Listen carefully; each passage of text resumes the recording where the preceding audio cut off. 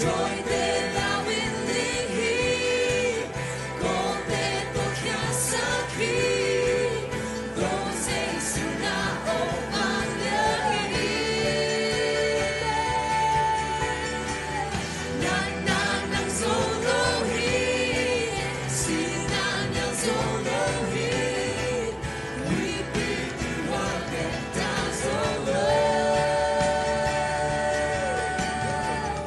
Tôi tên là nguyên linh hi, có tên tôi khá sắc khi, tôi sẽ xin na ô an nhớ hi.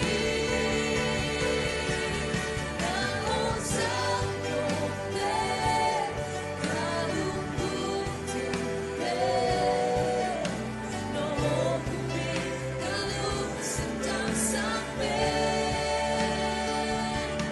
Khi ông coi cà phê, nhà vắng nhớ về về,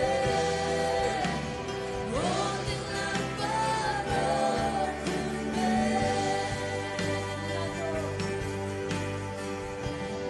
Na nang solo hi, si na nang solo hi, quý vị tuổi hoa bên ta solo. Rồi tên là nguyên linh hi, có tên tôi khá sắc khi, tôi sẽ xin na ô ban nhớ hi. Na nang solo hi, si na nang solo hi, quý vị tuổi hoa bên ta solo.